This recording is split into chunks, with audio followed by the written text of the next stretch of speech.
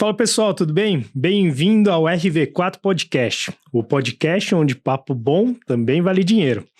Aqui o assunto é claro, investimento, negócios, tudo que faz o seu dinheiro crescer. Sem enrolação e com convidados aí que vivem um jogo e trocam o que realmente funciona.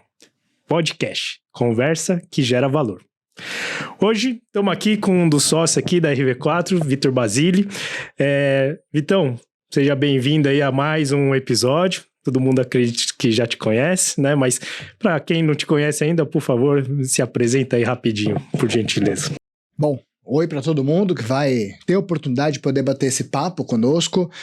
Para quem não me conhece, Vitor Basile, fundei a RV4 Investimentos em 2015, né, junto com mais alguns sócios, e desde lá, né, sempre estive no mercado financeiro, porém, em 2015 a gente optou por parar de dar aulas do mercado financeiro para poder realmente trabalhar focando em ajudar nossos clientes, que na realidade eram alunos, a poder investir melhor seu próprio dinheiro, e aí que nasce a RV4 Investimentos. Ao longo desses anos a gente acabou não só virando uma empresa de assessoria de investimentos, mas acabou se transformando numa empresa 360 graus, trazendo inúmeras oportunidades para os clientes nas mais diversas áreas, desde seguros, consórcios, investimentos, Brasil, exterior. Então é muito legal poder olhar como começou e poder olhar agora, que a gente pode ficar olho no olho para poder conversar mais sobre esse mundo financeiro e ajudar as pessoas não só a ganharem mais, mas poderem perpetuar ainda mais e melhor o seu patrimônio, que é difícil conquistar, mas que é muito gostoso quando a gente consegue.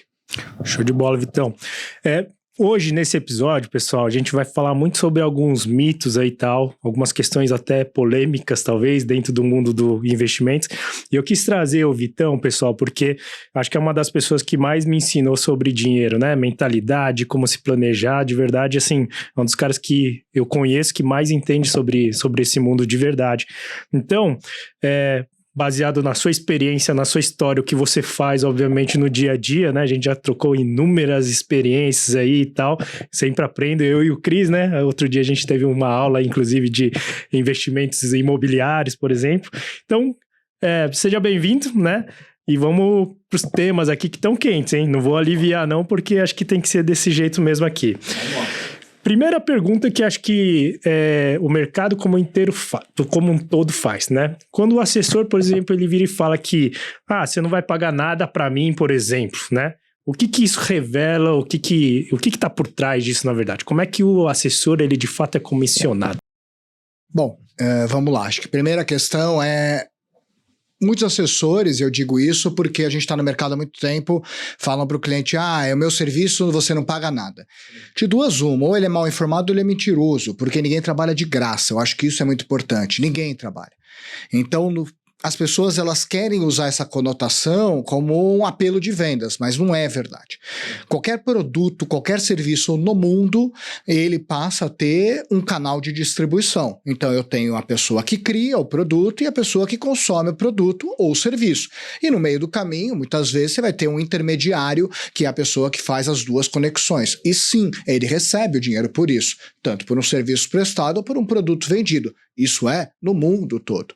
Investimentos, ele é um produto? Sim, um produto financeiro, um serviço financeiro, e existe sim um valor que acaba sendo pago para quem faz o passo de poder levar um produto para o cliente final. Então sim, todo assessor, todo consultor, todo gerente, ele é pago pelo produto que ele acaba comercializando. Sim. Ou de uma forma fixa ou de uma forma variável, mas sim, ele acaba sendo pago dessa forma. Então, o produto ele é comissionado quando a gente fala dos dois modelos de pagamento, e o cliente, por exemplo, aqui conosco, ele escolhe qual é o modelo que mais encaixa para ele. Ou comissionamento, ou ele quer pagar um valor fixo todo mês.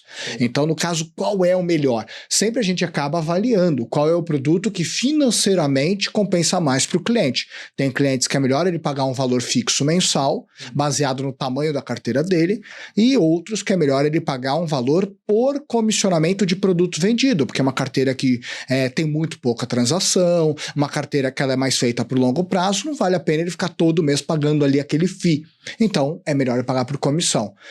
Cada produto, quando você paga comissionamento, cada produto ele tem ali ou uma taxa fixa ou uma taxa que é paga mensalmente por aquele produto.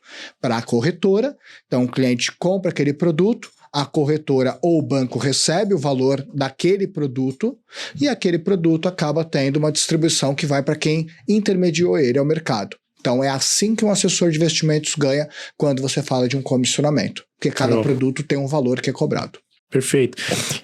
E dentro desse comissionamento, você já viu casos, por exemplo, na qual, de repente, uma taxa que estava ali dentro e tal, foi uma taxa alta, de repente, até para o cliente ou não? Como é que funciona isso?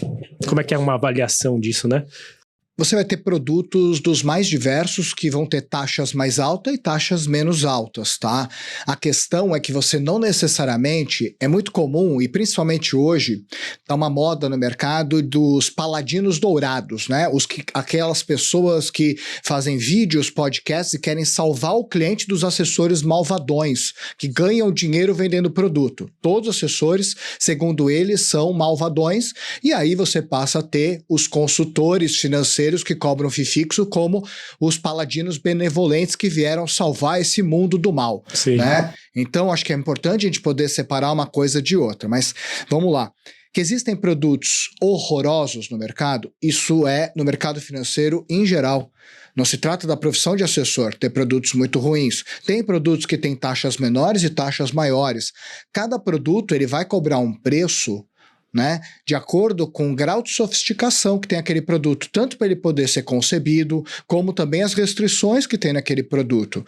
Então, um exemplo muito prático disso, você tem, antigamente, as previdências privadas dos bancos cobravam taxas de administração que a gente chegava a 4% por mês, 3% por mês, 2% por mês. E muitas vezes o que ela fazia para poder investir era simplesmente aplicar no CDI. Não tinha nenhum trabalho. Por que cobrar uma taxa tão alta que daria prejuízo ao cliente para cobrar em algo tão simplificado? Então, quando você olha que o produto ele é muito simples, é natural que tenha uma taxa muito menor. Quando você olha produtos que são mais complexos, desde o dia a dia para poder fazer a manutenção, como a criação e a concepção, a tendência é que ele tenha uma taxa um pouquinho maior. Isso não quer dizer que o produto ele vai ser melhor ou pior baseado na taxa, mas a gente precisa contextualizar naturalmente cada coisa, tá? É claro que a gente pode dar exemplos de alguns produtos para a gente poder entrar um pouquinho mais a fundo nisso. Mas um exemplo muito prático disso são os COIs. E COIs as pessoas elas pegaram por canção de falar, o COI é ruim, é um produto ruim. Cara, vamos lá. Eu não posso generalizar as coisas, porque senão eu vou simplesmente pegar e vou falar, os CDBs são ruins, o título público é ruim, o CRI é ruim. Eu não posso pegar uma classe de produto e simplesmente criticar esse produto por causa de produtos ruins que são vendidos com essa roupagem. Sim. Todo produto tem bons produtos e maus produtos. E o COI, ele é só uma caixinha, um produto. E quando esse produto ele é levado ao cliente, e é excelente produto para uma diversificação de carteira, onde respeitando o percentual do cliente, respeitando a alocação do cliente, você vai ter mais uma caixinha que você vai diversificar esse patrimônio. Esse produto ele cobra uma taxa que o cliente paga logo que ele entra no produto. Sim. E aí quando a gente vai olhar, essa taxa é 2,5% que chega para o assessor que vendeu aquele produto. Aí as pessoas falam, nossa, mas é caro esse produto.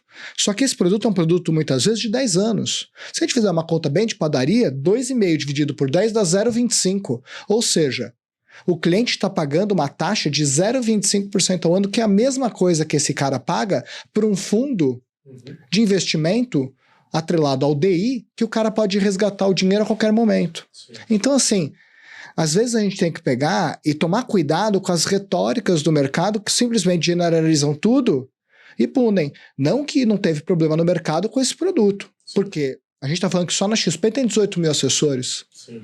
Então você tem um monte de assessor bom, um monte de assessor meia boca, e tem assessor que é muito ruim e uma fatia ainda pior de mal intencionados. Sim. Que muitas vezes eles só pensam no quê?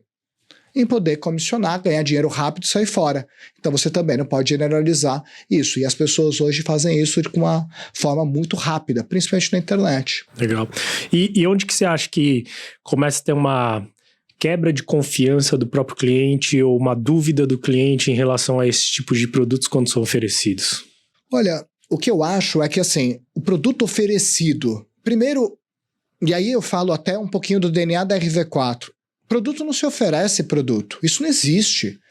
O passo a passo correto para você fazer um trabalho com um cliente é você poder sentar com ele, entender naturalmente quanto ele ganha, quanto ele gasta, as dívidas, o contexto financeiro da vida desse cara e o que ele quer da vida dele. Sim. Como que ele ganha dinheiro, quanto que ele guarda.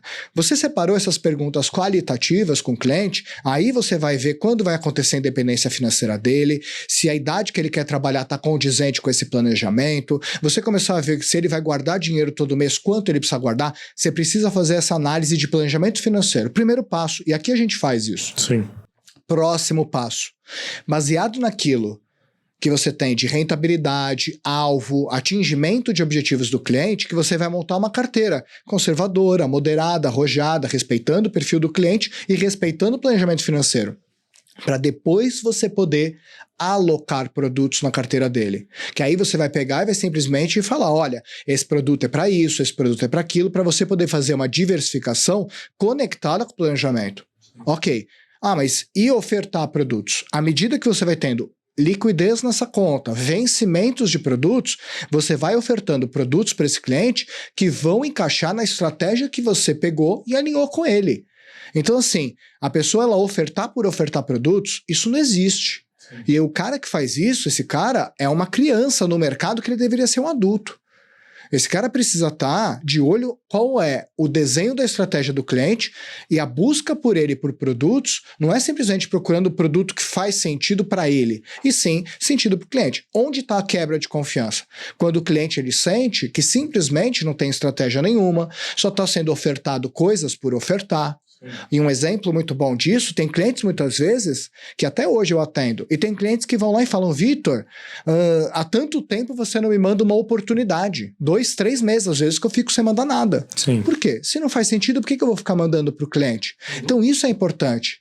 Eu não sou uma metralhadora de envio de oportunidades, porque nem sempre as oportunidades que o mercado tem encaixam naquele planejamento do cliente. Então isso é um ponto importante. E para mim a quebra de confiança ela vem quando a estratégia não está conectada com a oferta.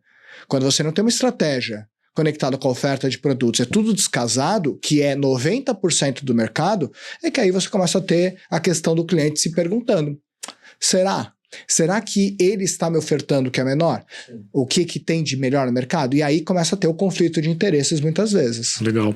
Tem uma vez também que a gente estava conversando, obviamente a gente já está, né, praticamente 10 anos no mercado, a gente tem aí milhares de clientes, e aí tem clientes que acabam falando, né, você chega lá e fala, tô com uma estratégia XYZ, a pessoa fala, não, beleza, pode investir porque eu confio em você, né? E nessa vez você me corrigiu, eu falei, isso aí que é bom, né? Quer dizer que realmente os clientes confiam, né, na sua índole, nos seus resultados e tudo mais. Mas você me corrigiu falando, não, aqui na RV4, além de confiar, né, você precisa entender o que a gente está fazendo, né? Então acho que você pode falar um pouquinho mais sobre isso, assim? Eu sou muito cri-cri nas coisas, muito chato com esses detalhes. É óbvio que, é muito prazeroso o cliente poder falar, confia em você, confia no seu trabalho, e quantas vezes isso acontece. E eu acho que, ok, faz parte do jogo e faz parte de um relacionamento de longo prazo que você constrói. Sim. Só que também o profissional, o assessor que está lá cuidando, ele precisa trabalhar para educacionalmente o cliente poder ficar cada vez mais preparado para compreender a carteira dele e os produtos. Porque muitas vezes você vai ter produtos na carteira de qualquer cliente que vão muito bem e alguns que podem não dar tão certo. E naquele momento, se você não tem um alinhamento educacional com o seu cliente de parar para poder explicar para ele tudo o que está sendo feito, naquela hora, muitas vezes, que pode acontecer algo ruim, isso pode voltar muito rápido do positivo para o negativo. Por isso que eu acredito piamente que mesmo que aquele cliente, ele pega e fala, ok, para essa oportunidade confio, não precisa falar nada, tudo bem. Você pode alocar, você tem ali toda a questão de você estar focado em ajudar o cliente para poder crescer, mas sempre que tiver oportunidade, uma revisão semestral, uma revisão anual, que é o mínimo também que eu acredito que um assessor precisa. Ele precisa de 6 meses sentar com esse cliente para olhar a estratégia toda e produtos todos que tem na carteira. E naquele momento você parar e falar, olha, esse produto foi aquele produto que alocamos tal data, ele faz isso, isso e isso, e você tem que investir seu tempo para poder ajudar o cliente a compreender. Fora que esse passo que você tem dá mais trabalho, leva mais tempo, só que lá na frente, você preparando mais o seu cliente para compreender o mundo financeiro, é ótimo para você e para ele, porque a conversa fica muito mais, né, produtiva, mais madura, e eu acredito que isso é muito importante para o cliente. tá? E não simplesmente, o cliente confia em mim, qualquer coisa eu mando e ele tá ok. Eu não acho isso bacana. Sim. Eu acho bom pro ego, mas é melhor pra praticidade do negócio o cliente tá junto com você na mesma página, tá? Ele não precisa ser um especialista, não é isso. Mas ele precisa compreender que a estratégia, ela está, né, em ressonância, né, tá caminhando conforme tudo que vocês vêm conversando. Eu acho que aí sim é que você constrói uma credibilidade a longo prazo. Perfeito. Você chegou a comentar sobre consultores, até assessores aí de todos os tipos que tem, gerente de banco também. Dentre esses profissionais que, né, são muitas vezes responsáveis pelos patrimônios aí também dos clientes e tal, tem algum que você acredita que ele vai ser mais idôneo no sentido, ou mais neutro, mais imparcial? Olha, já vi gerentes de bancos muito bons, consultores muito bons, assessores muito bons, todos alinhados com aquilo que o cliente estava buscando. Sim. E ao mesmo tempo vi consultores péssimos, assessores horrorosos e gerentes de banco que não tinham nem ideia, né, de absolutamente nada sobre investimentos, que não sabiam nem muitas vezes explicar o que era a Selic. Então, o que você passa a ter? O conflito de interesses, ele vai existir independente do que a pessoa tenha, não é o modelo de comissionamento que gera o conflito de interesses. Isso que é uma fábula que é colocada. Sim. Porque se fosse assim, pense em tudo que você na sua vida já comprou. Quando você sai depois de uma venda simples de um produto ou de um serviço e você está satisfeito com a entrega, naturalmente você fala, cara, eu fiquei até feliz em poder pagar. Isso que é o grande ponto. Então, não é o modelo de pagamento para um profissional que esse profissional trabalha, estuda, se dedica, ele vai ter que receber por aquele trabalho de venda de produto ou serviço. Não é o tipo de pagamento que vai fazer o consultor ser mais idôneo e o assessor ser um malvadão. Sim. E o inverso também. A grande questão é, o profissional ele tem que estar muito claro e o cliente tem que estar muito claro que todos estão olhando para o mesmo ponto e tem que ser um caminho de ganha-ganha. Onde sim, de um lado tem um profissional que para ele poder te prestar o melhor atendimento, ele tem que ser bem remunerado. E do outro lado você tem um cliente que tem que ser bem rentabilizado. Essa para mim é a grande questão. Quando os dois estão no mesmo ponto, ótimo. Não é o modelo de comissionamento que muda. Tanto que eu já vi inúmeras vezes o banco, por exemplo, ele não repassa para o gerente, né, o quanto é que aquele produto gera de receita para o banco, ele já paga um salário para o gerente. Sim. Só que quando você olha, muitas vezes ele paga bonificações, muitas vezes o gerente bate uma meta de uma venda de um produto pré-determinado do banco. Sim. E muitos gerentes, muitas vezes, eles foram maus no banco por não estarem de acordo com essa política para produto ruim. Uhum. Então, assim, o gerente do banco, ele é bom ou ruim? Na minha opinião, ele é bom. Sim. Porque ele se negou a ofertar um produto para o cliente que estava errado. Muitas vezes ele vai ser mandado embora. Ele vai ter que procurar algo que esteja concordando, né, esteja de acordo com os princípios dele. Sim. Consultores financeiros, por exemplo, que se travestem de paladinos dourados salvadores do mercado porque cobram um modelo de comissionamento que é fixo. Só que quando você olha o quanto o cliente paga, não tem rentabilidade do mundo da carteira que compense. Sim. Carteiras pequenas, quando você olha, o cara ele cobra 1%, 0,8% de FII para um trabalho que simplesmente o cliente muitas vezes poderia fazer. Sim. E o cara tá cobrando um valor absurdo e tá lá falando, não, mas é porque não tem conflito de interesses. Uhum. Sendo que por trás ele ainda recebe, né, incentivos dos fundos de investimento que ele aloca no cliente falando que não tem conflito. Né? Então você olha, o que faz o bom profissional e o mau profissional? Não é o comissionamento, não é o modelo de pagamento. Como assessores que não têm nem ideia do que estão fazendo, só estão olhando comissão. Então qual é a melhor resposta para isso? Quem é o profissional que te atende? Como é o dia a dia desse profissional? Qual é o trabalho desse profissional? Qual é a entrega desse profissional? É assim que você vai saber quem é o profissional que tem conflito de interesse ou o profissional que tem alinhamento de interesse com você. Então, para mim, é essa que é a chave. Perfeito. Entrando um pouquinho agora num outro universo, né? A gente falou bastante de assessoria, queria ir para um produto mais específico, né? Fundos de investimentos imobiliários, tal, ou investir, né, no seu próprio imóvel, por exemplo, tal. A gente já conversou inúmeras vezes sobre isso e tudo mais, tal. Você tem algumas teses, né? Queria que você trouxesse aí o que você acha desse tipo de investimento, tal. A pessoa tem que comprar uma casa própria mesmo ou não? Como é que funciona para você, o pensamento? Cara, assim, vamos lá. Esse tema ele é um tabu para diversos, né, financistas. E muita gente que fala que, não vale a pena ter uma casa própria, é porque ele realmente não tem uma casa própria, tá? Então, a gente tem que ir separando as coisas para conseguir encontrar as questões práticas. Naturalmente, muitas vezes, quando você começa a falar sobre imobiliário, de comprar uma casa para eu morar, se a gente vai olhar só pelo sentido racional, em muitos momentos realmente não vale a pena. Tá? Por causa da taxa de juros do país, o custo de um financiamento, ou o custo de você pegar o seu dinheiro e alocar lá para colocar um sofá em cima. Só que as coisas não são só racionais. Sim. Teve uma cliente minha que ela estava com 100 mil e ela queria fazer uma cirurgia que custava 100 mil.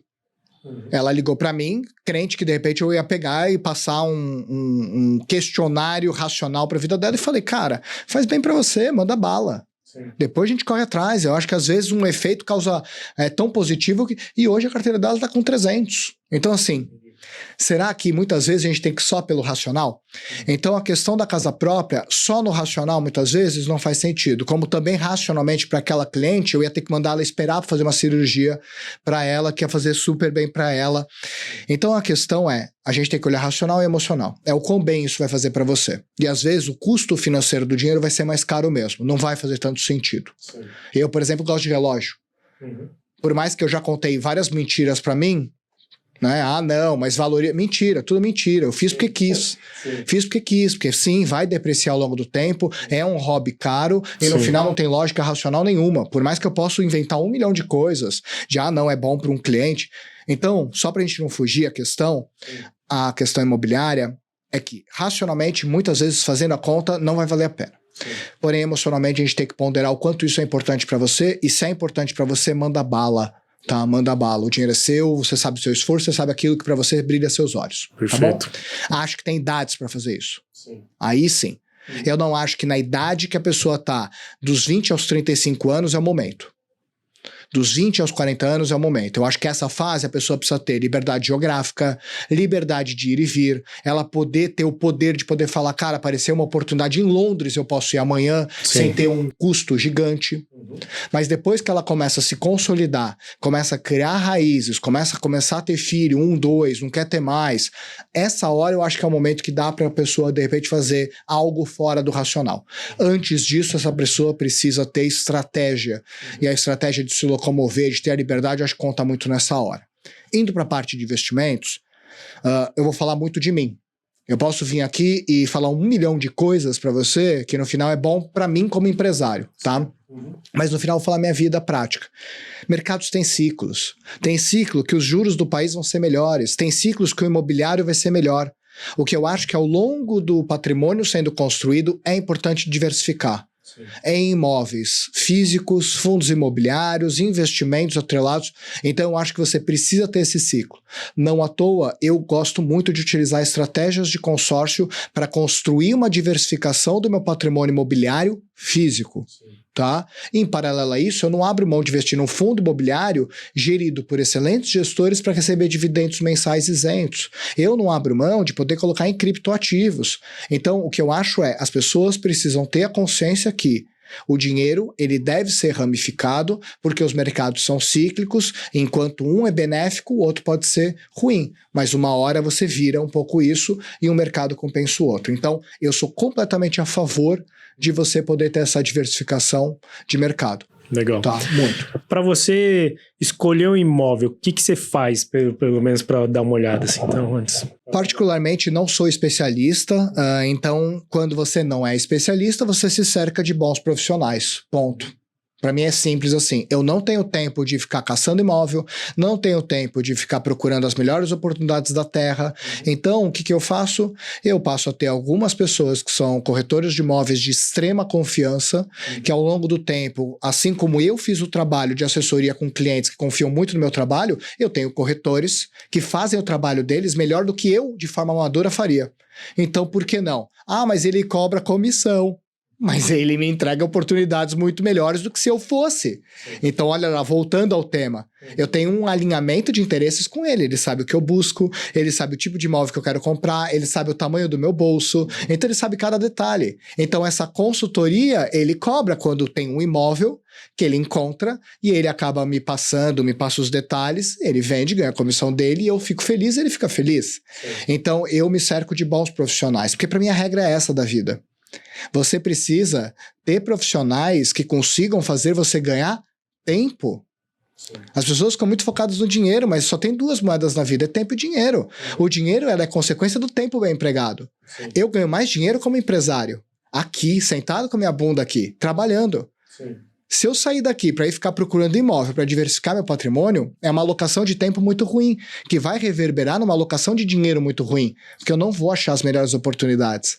Por isso que eu me cerco de bons profissionais. Então, para quem quer trabalhar dentro de outros mercados, tenha do seu lado profissionais em cada pontinho que possam te ajudar a ganhar tempo, para você poder focar o seu tempo onde você é melhor alocando ele, que é onde você ganha dinheiro, com o que você aprendeu a fazer.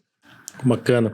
Você falou de um produto que você usa aí, a gente fez no episódio passado que foi sobre consórcio, né? Um produto financeiro que, na minha opinião, evoluiu muito, né? Esse mercado. Eu, particularmente, de verdade, eu tinha maus olhos achando que era questão de sorte ou que, né, você ia ficar ali 200 meses pagando efetivamente para ser contemplado. E vendo aqui, né? Aqui dentro a gente tem inúmeros cases de pessoas aí sendo contemplados em menos de um ano, etc, e tudo mais, e usando isso para realmente poder se alavancar. Conta um pouco, né? Por que a RV4 tem colocado também esse produto dentro do planejamento das pessoas aqui dentro? Olha, falando do cenário que a gente está agora, porque o consórcio cresceu muito nesses últimos anos e a RV4 ela criou uma área de soluções imobiliárias, onde o cliente chega com o que ele quer, e a gente simplesmente oferta para ele, vai olhar todos os financiamentos imobiliários do mercado para ver qual é a melhor taxa, vai brigar pela taxa junto com os bancos, as áreas de consórcio com várias administradoras. E o uso do dinheiro próprio. Quando você passa a ter os juros muito altos, o financiamento começa a ficar muito caro e dinheiro próprio muito caro. Quem acaba entrando no jogo como uma excelente oportunidade? Consórcio. E também, ao mesmo tempo, você tem momentos que, dependendo de como for a taxa de juros, o consórcio começa a não ser tão interessante. Às vezes vale mais a pena você partir ali para o dinheiro próprio, em alguns casos. Então, esses últimos anos, o consórcio cresceu muito. E a RV4, a gente se especializou, ampliou muito a área para poder ofertar para os nossos clientes um 360 graus, que ele fala desde o fundo de liquidez dele, o plano de saúde, o seguro de vida e a área de imóveis, tá? A estratégia que eu acabei, né, e principalmente eu acabo gostando muito de colocar na minha vida de consórcio, é uma bem simplificada.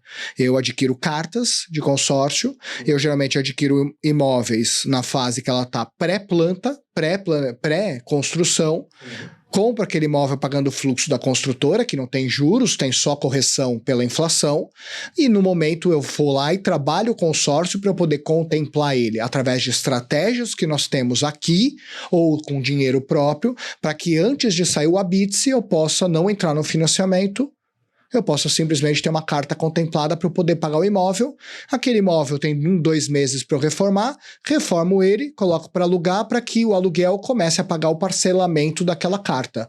É uma estratégia muito simples, qualquer pessoa pode fazer. Aqui dentro de casa a gente tem tanta estratégia para poder ajudar a contemplar essa carta mais rapidamente, né? Mas o grande ponto é uma estratégia simples, mas que em paralelo eu aumento o meu patrimônio utilizando a própria, né, no caso a pessoa que vai alugar o imóvel como a pessoa que paga a parcela e eu parto para outro, e assim 1, 2, 3, 4, 5, 6, 10 imóveis muitas vezes que eu consigo ter, né, dentro disso. Então essa é a estratégia que eu utilizei, mas eu não sou o cara que mais tem estratégias de consórcio, é a minha pessoal, porque também é engraçado, né, desculpa só me alongar, mas a maior parte das pessoas que vendem coisas no mercado nem usam aquilo que elas vendem.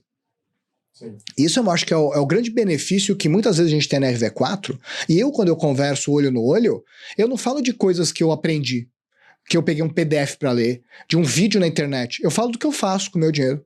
Sim. Então quando o cliente senta na minha frente, eu falo, vou falar o que eu tô fazendo.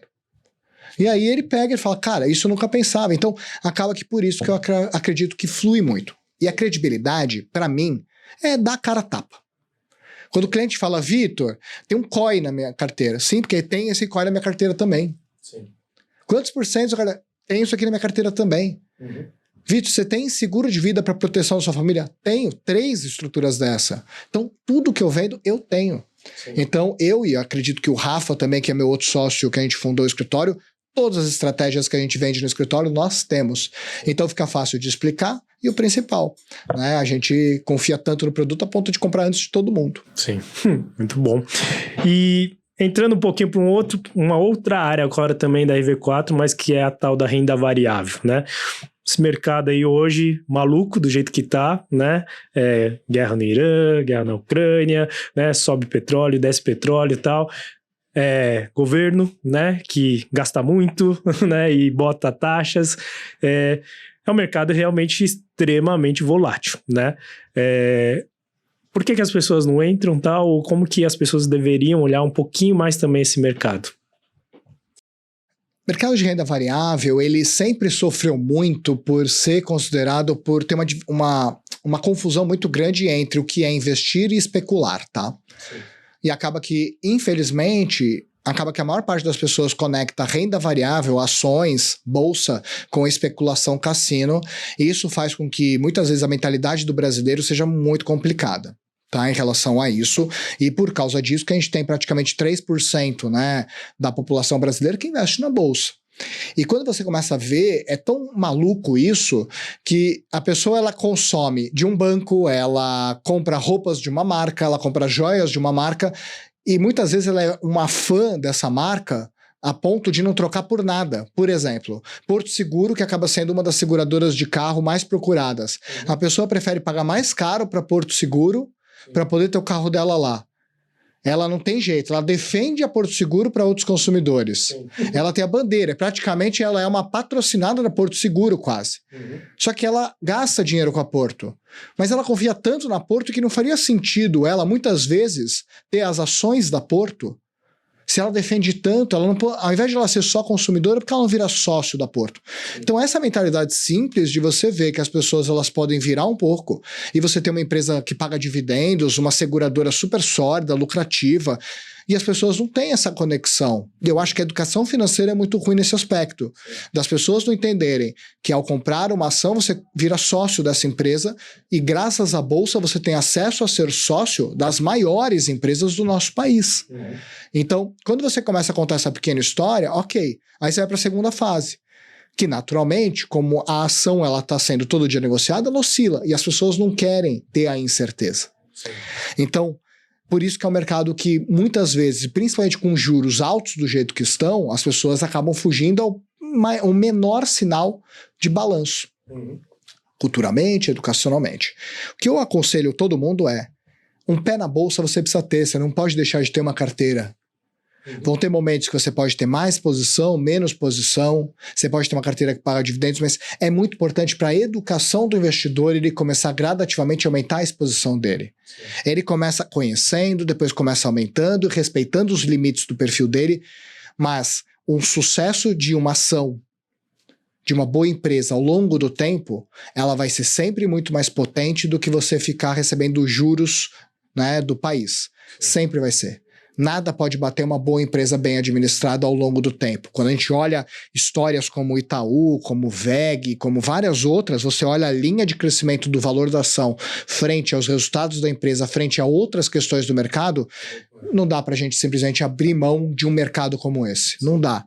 Então, depois que aconteceu, é muito fácil, mas para isso é muito importante a pessoa ela não tirar o pé disso. Aqui na RV4, a gente tem uma sorte do destino que tem profissionais que trabalham na mesa de renda variável que não só estão buscando as melhores oportunidades, mas eles criam operações que em momentos como esse, com guerra, com várias questões, você pode ter acesso às ações do mercado e ao mesmo tempo você pode criar proteções onde se porventura naquele momento ela cair, a gente protege 100% do capital e a pessoa não tem prejuízo. E ela pode simplesmente estar no mercado onde a gente controla essa volatilidade. Então é uma oportunidade para aquelas pessoas que têm mais medo, mais receosas de não estarem de fora da alta dessas ações, mas ao mesmo tempo com capital protegido. Como é que funciona esse capital protegido aí para as pessoas mais leigas assim, nesse sentido? Basicamente, de uma maneira muito clara, você vai ter a aquisição da ação. Vamos falar que uma ação de uma VEG, eu compro essa ação. Nosso time monta uma operação de trava nela utilizando opções. Basicamente, a pessoa ela abre mão de um potencial lucro, ou seja, se a ação durante 2 anos ela bater 100%, a gente não vai pagar 100%, vai pagar 50%, metade do ganho no período. Só que se essa ação cair 50%, você tem uma proteção que se você investiu 10 mil, se caso ela caia, daqui a 2 anos você tem 10 mil. Então, o ponto positivo disso é que você está com uma boa ação na carteira, uma ação que a gente avaliou que tem um potencial de crescimento. Se no meio do caminho acontecer alguma coisa que não está no nosso controle, ela caia, pelo menos a gente não vai ter prejuízo no nosso dinheiro. E é uma oportunidade que você tem de poder participar da alta, que vai ser maior do que naturalmente a taxa de juros, só que ao mesmo tempo com capital protegido. Abre mão um pouquinho de ganho, mas também você protege 100% da queda. Perfeito. Para mim, assim, né, eu escutando dessa forma, não tenho por que não botar, né, uma parte do meu patrimônio, né, entrar desse jeito protegido numa Bovespa e tal. Mas por que ainda assim tem gente que não investe? Você fala com inúmeros clientes aí durante o ano. Cara, as pessoas, elas simplesmente vão criando as verdades delas, né, sobre investimentos. Não tem problema, mas elas confundem muito da questão de, mas meu perfil é conservador. E o conservador, moderado e arrojado, ele não tem muito a ver com um perfil de, eu não aceito perdas, né? Tem a ver mais com conhecimento. E quando a pessoa ela passa a ter somente, eu quero isso, acabou, eu só vou colocar título público do governo, a quantidade de coisas que ela abre mão é tão grande. Então, assim, por quê que as pessoas elas optam por não ter um produto desse na carteira? Pode ser por um profissional que não consegue explicar de maneira simples, quer complicar muito. E aí, toda vez que você complica muito uma coisa que deveria ser simples, acaba que você cria uma barreira. A segunda questão é que realmente o cliente ele tem um outro intuito com o capital dele, que o profissional não conseguiu fazer um bom planejamento e por isso não conseguiu mapear, logo está ofertando coisas para esse cliente que não são o momento do cliente. Se está bem feito, todo o planejamento financeiro, você sabe a estratégia do cliente que vai alocar. E o terceiro ponto, sim, tem clientes que acabam tendo um pouco mais de medo, porque nem todo produto é para 100%. Tá? Mas eu acho que esses são os 3 pontos principais. Mas, particularmente, o que eu enxergo? Quanto mais novo você é, mais aberto você deve estar. Quanto mais você vai caminhando ao longo da vida em idade, mais fechado você deve ficar. Porque quando você vai olhando os mercados, você tem um período que você pode, por exemplo, correr um período onde você tem um resultado muito menor para algo que você acredita muito, mas é porque você tem mais tempo para recuperar. Agora, uma pessoa que está com 60, 65 anos, ela tem muito tempo pela frente, mas é hora de começar a fechar a comporta e trabalhar com questões um pouquinho menos voláteis, tá? Então eu vejo isso. Então, quanto mais novo, ela deveria estar mais aberta e mais, ao longo do tempo, ela deveria estar procurando operações mais tranquilas. Show. Agora, falando um pouco também, né, de um outro tema, né, que são as dívidas, né?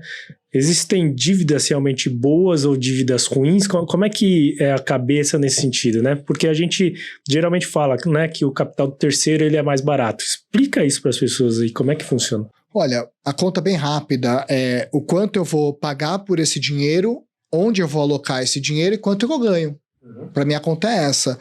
Um exemplo disso eu vou falar da RV4 de novo. Tá? Alguns anos atrás, a gente tinha uma linha de crédito com a XP em que eu conseguia pegar um crédito na XP pagando CDI. A taxa de juros na época estava 7%. A minha margem de lucro aqui na RV4 dá 18%. Então, se eu pego 7% de dívida e invisto num negócio que me dá 18% de margem, naturalmente é uma excelente dívida. Sim. Porque se eu pegar o meu capital próprio para alocar nisso, não vai valer tanto a pena como pegar 7%. Sim. E isso acontece rotineiramente. Quando nós analisamos aqui estruturação de dívida, a gente sempre olha, pergunta para o cliente, tá bem, você quer, mas para que você vai usar? E aí a gente tem uma série de casos onde você consegue fazer o dinheiro dos outros trabalhar melhor para você. Olha o meu exemplo que eu dei algum ponto atrás do consórcio. O consórcio eu vou lá, pago um consórcio com uma taxa de administração de 19%. Eu tenho ali 19% de taxa, né? Vamos arredondar para 22%, porque a gente tem o custo de reserva, você tem ali questões de comissionamento, pronto, 22%. O período todo. Período todo. Sim. Se eu falar que é um consórcio de 10 anos, eu estou falando uma conta bem rápida, tá? Sim. De 2%, 3% que eu estou pagando de custo do dinheiro. Se colocar inflação nisso, porque o consórcio ele corrige uma vez ao ano pela inflação. Sim.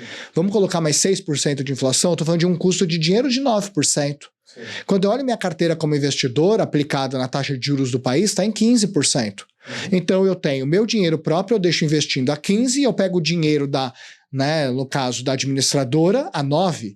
Então é melhor eu usar meu dinheiro ou é melhor eu dar um jeito de usar o consórcio? Sim. Então é muito mais barato. Muitas vezes a gente pega clientes que querem investir na empresa deles. E simplesmente a gente vai lá e esse cliente tem um imóvel. Ok, cadê o seu imóvel? Deixa eu dar uma olhadinha. A gente pega o imóvel dele, usa esse imóvel de garantia para a instituição financeira avalia o imóvel e dá dinheiro. Quando eu vou ver a taxa que eu pago para esse imóvel, muitas vezes eu estou pagando ela 2% ao mês, que eu estou pagando de juros. Em contrapartida, eu peguei um dinheiro que eu invisto dentro de um projeto do imóvel que vai me dar uma taxa maior. Então, no fim, a maior parte das dívidas que as pessoas têm na vida são dívidas de cartão de crédito e cheque especial. Essa dívida nunca vai ser boa. Mas quando você passa a sentar com um profissional ou numa empresa como a nossa, que é 360, e você contar pra gente o que você quer fazer da sua vida, desde projetos na pessoa física como na jurídica, a gente sempre vai trazer para você uma forma de você usar menos do seu dinheiro e mais usar os instrumentos do mercado a teu favor. É aquele ditado, né? Já viu? O rico não usa o próprio dinheiro para nada? Por quê? Porque ele sabe que o mercado é mais barato para ele. Então aqui foram 2 exemplos que eu dei, um na pessoa jurídica, um na física, que intitula bem esse tema.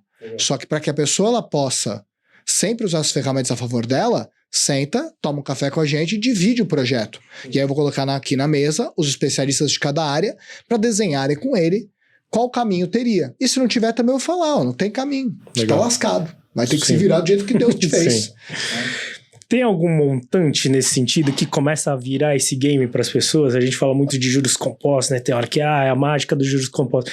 Qual que você acha que é o número ali, de repente, que a pessoa começa a virar efetivamente o game dela para começar a ter uma trajetória financeira? Olha, eu não acho que vai ter, porque cada pessoa vai ter um horizonte, cada pessoa tem uma realidade, cada pessoa, naturalmente, ela vai ter ali um poder de economia mensal.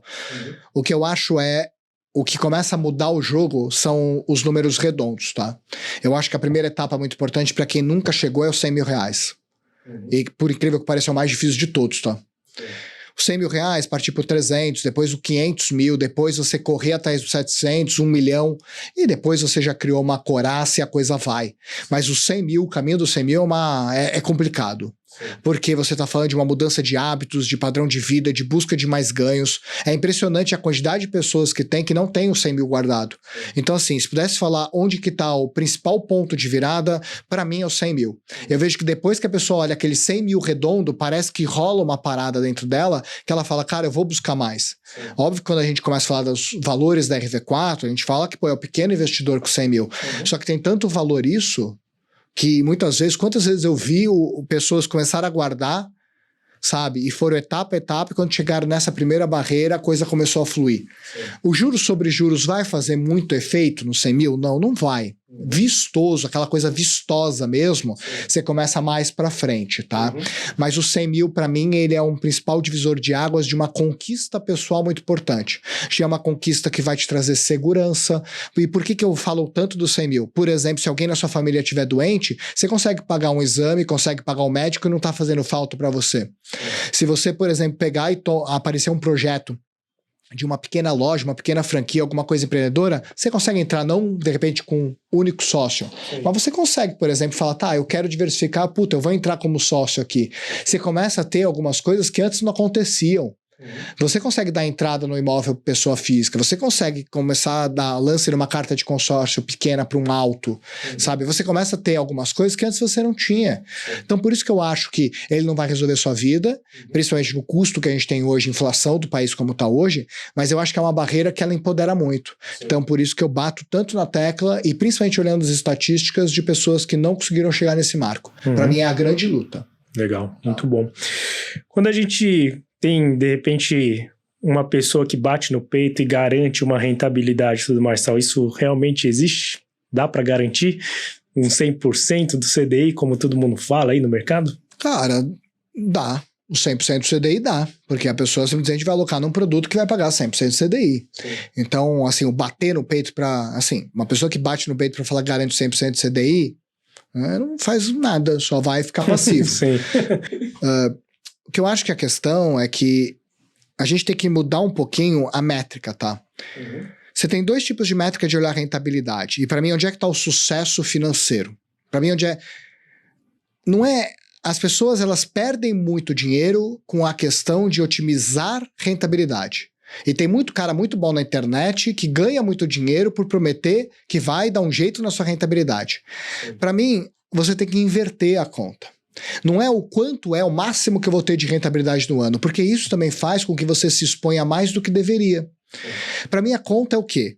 Quanto que eu guardo quando eu pretendo atingir minha independência financeira. Então você sabe ali quando você quer atingir sua independência financeira, sabe quanto você guarda mês a mês, e aí você tem a conta que é o quê? Para que esse objetivo vire realidade, qual é a rentabilidade ideal que eu deveria ter? E às vezes, você vai ter uma pessoa, ela pode ser que ela não precisa de 100% do CDI. Se ela conseguir bater lá uma taxa de 80% do CDI ao longo do tempo, ela vai conseguir esse objetivo. Sim. O que, num planejamento de longo prazo, significa que às vezes que ela conseguir 110, 120 do CDI, ela faz o tempo encurtar. Então, para mim, é muito mais poderoso você ter um planejamento financeiro que você consiga saber exatamente para aquela pessoa qual é a rentabilidade ideal que precisa ser atingido na conta dela, baseado no que ela aporta, baseado no horizonte que ela tem, para que isso possa gerar para ela algo de valor, que é a independência financeira. Sim. E que ela também não fique correndo riscos desnecessários em busca da otimização de uma rentabilidade que, às vezes, para ela nem precisaria. Então, para mim, essa que é a grande conta. Então, o cara que bate no peito, primeiro, por que ele faz isso? Porque o apelo de vendas, e toda vez que você precisa, toda vez que tem um produto, que você tem um apelo de vendas extremamente agressivo, e de novo, voltando no começo do podcast, toda vez que você vê um discurso de paladinos dourados, né, alecrins dourados do mercado, que eles querem salvar você dos assessores malvadões que ganham mundos e fundos por te oferecer, às vezes, um produto que você já está comprando, sim, sabe? A gente tem que tentar entender um pouquinho mais esse discurso. Será que ele é tão bonzinho assim como aparenta? Sim. Será que ele consegue fazer tanta diferença assim? Porque às vezes as pessoas, elas gostam de se enganar e no fim acabam caindo em profissionais muito ruins, tendo aberto mão de profissionais muito maravilhosos, tá? Então não dá para garantir, não tem garantia de resultado, mas tem a construção de algo no longo prazo baseado no quanto é o ideal para cada cliente. Perfeito. Esse lance do planejamento, né? Então, no que você tem falado bastante aqui, no final, né? Você acha que é essa a grande diferença de uma assessoria de investimentos? Porque, assim, quando a gente vê ali, no final dos contos, tem taxas, né? E taxas, né? A gente vê fazendo conta ali, putz, se você tiver 0,01 de rentabilidade a mais ao longo dos seus próximos 30 anos, pô, sua carteira vai render 20% a mais de repente, tal. Mas essa taxa, no final das contas, ela é relevante ou não é relevante no final das contas? Cara, vamos lá, vou responder essa depois da planejamento. 0,1% de diferença numa rentabilidade pode significar, muitas vezes, dependendo do tamanho que você investiu, a gente pode estar falando de diferenças absurdas, tá? Sim. Absurdas. Uhum. Então, o pouquinho faz muita diferença sim, porque a gente fala de juros sobre juros. Então, a questão principal é a gente tem que estar lutando por todos os ganhos possíveis dentro da carteira de um cliente. Uhum. E faz muita diferença. Tanto que não à toa, até hoje tem pessoas que estão numa poupança, estão numa caderneta de poupança. Até hoje tem pessoas que estão numa previdência de um banco que cobra uma taxa de administração absurda e não rentabilizam nada.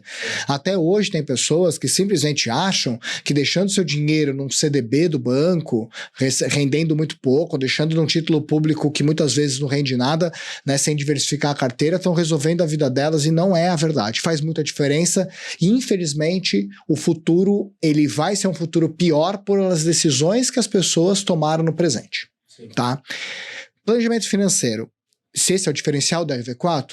Não, não pode ser. Se o seu assessor, e aqui dentro também da RV4, se o seu assessor não faz nenhum planejamento financeiro seu, ele é muito ruim, você tem que trocar seu assessor. Para mim isso não é diferencial, é obrigação. Para mim é que nem você dá obrigado para as pessoas, é obrigação. Como que uma pessoa pode fazer um trabalho de assessoria financeira sem um planejamento? Então, eu gosto de ser muito eloquente com isso. Se você hoje é atendido para RV4 e o teu planejador, o seu assessor nunca fez um planejamento financeiro, muda urgente. Você me manda mensagem agora que eu vou mudar seu assessor. Porque o seu assessor é muito ruim. Sim. É obrigação do assessor. Não tem como esse cara acender uma fogueira sem ter lenha. Então, o planejamento financeiro é uma obrigação do assessor. Ele precisa entender o contexto de vida do cliente para poder alocar bem a carteira. Então isso não pode ser o diferencial de uma empresa, algo que essa pessoa, ela é só sentar e colher informações e fazer o planejamento. Isso não pode ser o diferencial. O diferencial que eu vejo da RV4, primeiro, é você ter tudo aqui dentro, 360 graus, tudo que a pessoa precisa de dinheiro na vida dela, para pessoa jurídica, pessoa física, desde que vai investimentos Brasil e exterior, que você vai de questões de planejamento imobiliário, toda a questão que você olha de seguros, toda hora que fala de planejamento financeiro para questão de sucessão, tudo, aqui tem. Então, o cara, num único WhatsApp, ele consegue mandar mensagem para o assessor e o assessor pluga esse cliente no que há de melhor em inúmeras áreas. Então, isso é muito legal. Essa é a primeira questão. 2, a gente controla muito a carteira dos nossos assessores para ter poucos clientes, diferente muitas vezes de consultorias, que é comum você ter um consultor que tem 500 clientes. Como é que você dá conta de 500 clientes? Não dá. É que o pessoal aloca todo mundo na mesma carteira, sem diferenciação nenhuma. Separa por perfil, né? E simplesmente aloca tudo na mesma carteira, porque quando ele tem que mover, ele move tudo em bloco. Então isso não é trabalho personalizado. Aqui não, aqui é personalizado. Sim. Aqui são 100 a 120 clientes por assessor, tá? Exceto as mesas que a gente tem de atendimentos maiores, tá? Que são de clientes que têm pouca, né? Que são pouco capital, pouca demanda, mas os assessores que cuidam de carteiras maiores do que 300 mil, a gente limita em 120 de atendimento, tá bom? Então quando você olha, quer dizer que um assessor consegue falar com a carteira dele, se precisar, todo mês ele consegue falar com todos os clientes dele, para que justamente você tenha velocidade de oportunidades, de alocação. Então, o diferencial da RV4 é, a gente gosta de transformar relações em relacionamento, proximidade, focamos muito nas soluções 360 e principalmente a gente busca uma comunicação assertiva e dinâmica e rápida no dia a dia. Então, para mim, essa que é a diferença quando a gente vai olhar principalmente o que prometem de coisas no mercado que não entregam, que a gente entrega. Não à toa, que é muito comum, nosso NPS nunca baixou de 90, quer dizer que cada 100 pessoas que respondem, 90 delas dão 10, as outras dão uma nota menor que 10, mas não quer dizer que é 0, a gente está falando de 9, de 8. Segundo ponto é que nós somos famosos, muitas vezes quando uma pessoa, às vezes na XP não está sendo bem atendida, é comum a gente receber, e quando olha o cliente nunca mais sai daqui. Agora, a gente perder conta, muito raro a gente perder uma conta para o mercado. Sim. Mesmo com inúmeras pessoas prometendo que podem fazer maravilhas por você. Geralmente as pessoas olham, sabem que não é a mesma coisa e voltam rapidinho. Sim. Pra gente ir pros finalmente, Vitão, acho que tem 2 produtos aí que acho que vale a pena um comentário, né? Cripto, Day Trade. Qual a sua opinião desses? Olha, Day Trade tem gente que ganha dinheiro. Nunca vi. Nunca vi. Eu nunca vi mesmo. Não, eu não tô tirando sarro nem nada. Assim, eu sou uma pessoa que tudo que me fala eu acredito, tá? Sim. Se eu compro é outra coisa. Mas a pessoa falou pra mim, eu acredito. Sim. Não tem porquê. Eu não gasto tempo debatendo. Sim. A pessoa falou pra mim que ela faz day trade e é rica, ok. Se ela falar pra mim que faz day trade e ela também dá curso, mas dá mais dinheiro day trade do que o curso, eu acredito, né? Mas eu nunca vi. Eu nunca vi ninguém ter ganhos com day trade com consistência. Isso eu nunca vi. E assim, o mês que ganha a pessoa contar, tá tudo bem, mas pra mim o ganho tá na consistência. Sim. E eu nunca vi. Tanto que tem um ditado que comentam que né? Roube a carteira de um homem e o deixe pobre por um dia. Ensine este homem a fazer day trade e o deixe pobre para sempre, né? Mas brincadeiras à parte, de novo, não tô enchendo o saco de ninguém, tá? Mas é que realmente eu nunca vi, mas também que tem gente que ganha, nunca vi, tá? Então não posso bater que é algo, um cliente meu, ele quer fazer day trade, cara, faz, o dinheiro é dele. Sim. Mas eu sempre recomendo que ele pegue uma fatia muito pequena, tá? Porque aí eu acho que a pessoa transforma investimento em especulação. E aí eu acho que não é muito a minha expertise, eu não especulo com dinheiro. Perfeito. Tá? Cripto? Cripto, eu acredito que é um mercado que ele balança muito. Acho que a pessoa ela precisa ter um dinheiro guardado para que quando você tem correções nesse mercado, porque muitas vezes ele dispara, ela possa ir comprando gradativamente.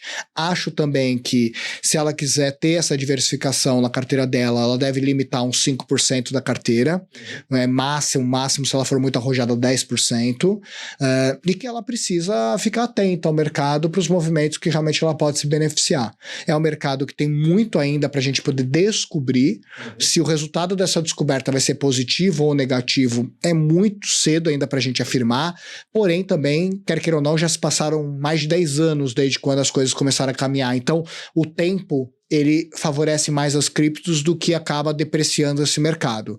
Eu, particularmente, eu tenho um percentual da minha carteira em cripto, porque eu acredito que agora não vale a pena você ficar fora de um mercado que já passou por esse tempo todo, provando que, de certa forma, existe fundamento nele, tá?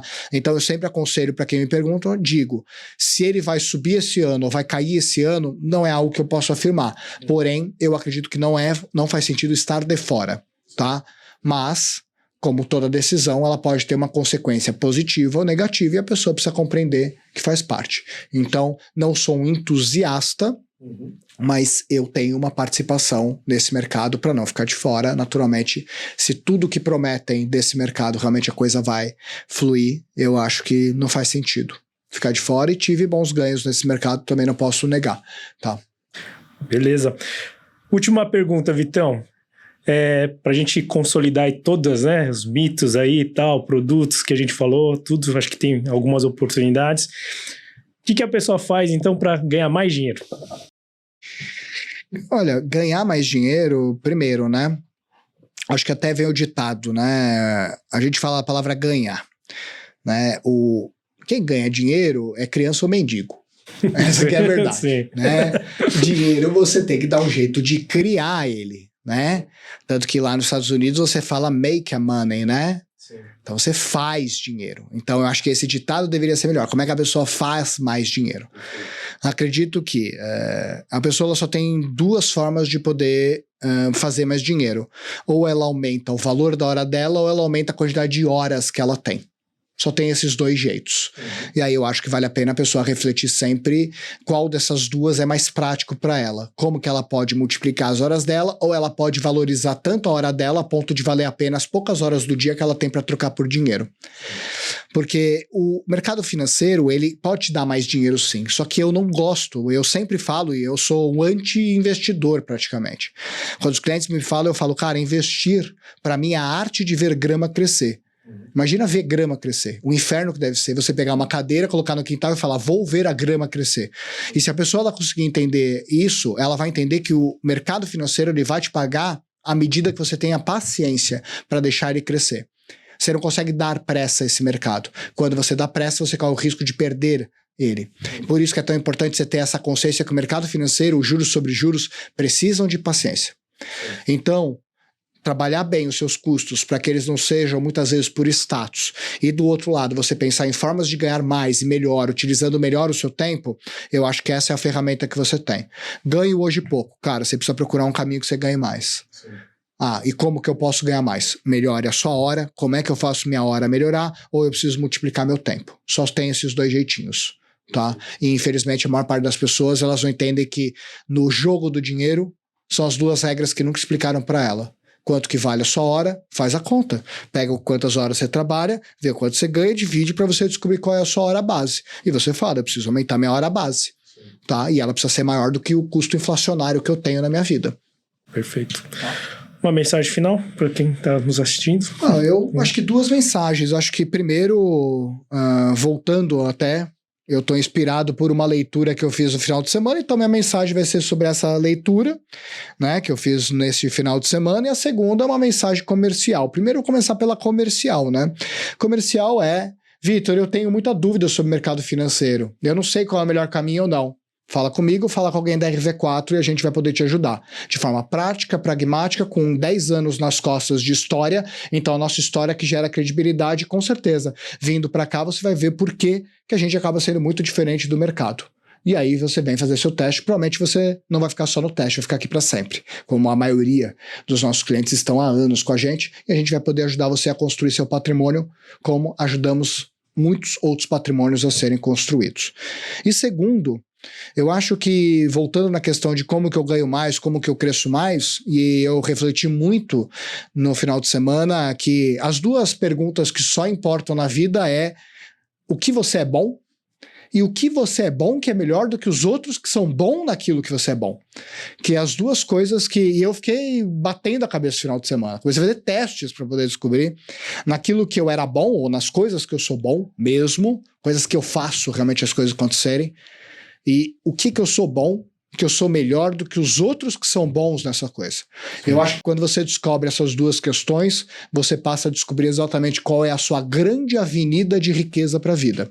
E aí é botar em prática. Então, eu fiquei muito reflexivo e aí aproveitando, e também é o que eu lembrei agora para falar, tá? Então, por isso. Então, espero que tenha anotado, tenha feito sentido, mas é isso. Legal, show de bola. Então, espero que a gente possa ter mais trocas ali, né? Porque daria pra gente ficar aí horas aí falando, mas sei que sua agenda tá corrida, né? Daqui a pouco você vai entrar numa reunião. Então, gente, agradeço aí a participação do Vitão, agradeço por vocês estarem acompanhando. Se vocês acharam que fez algum sentido, né, teve algum insight, cara, compartilha com as pessoas, comenta, dá o seu like, que a gente fica muito feliz de poder contribuir aí com vocês. Até a próxima.